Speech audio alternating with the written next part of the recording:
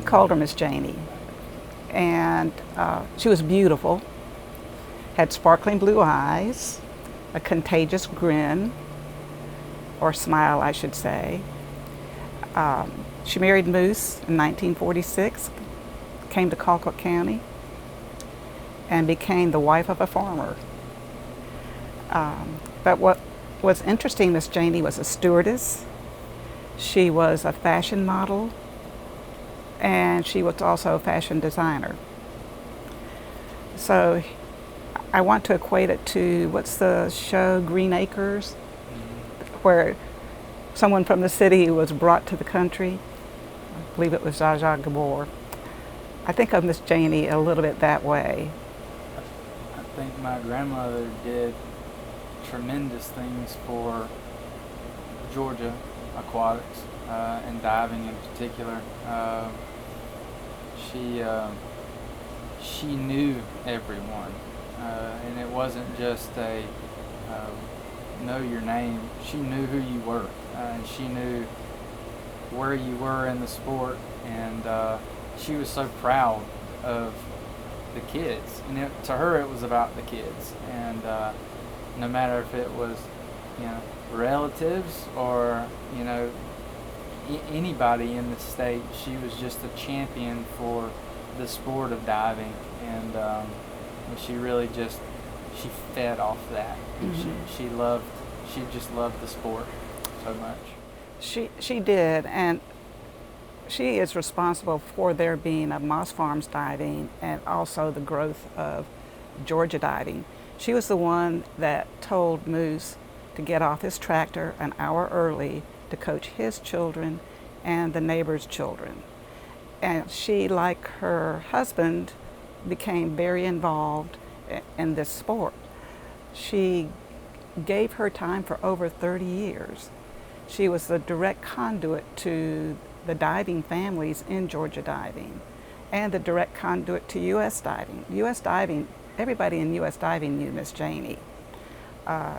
She was, as Clayton said, concerned about the children, and I think that was shown by the awards that she select for the meets. I mean, they were not little awards, they were big medals. And she wanted the children to feel proud of what they had earned. It was the children that was important to her. Well, she had wonderful organizational skills, and as I was talking to Clayton, she was chairman of Georgia Diving, and at that time there was no texting, no cell phones, no email, so it was her phone and her list of divers and their parents and the coaches, and that was equally as important because she also supported the coaches of Georgia Diving. Coaches get very busy doing their job of coaching and sometimes are neglectful of the administrative side of the sport, and she was there to gently and sternly remind them that they had other duties. And I know that they were very, very appreciative. But an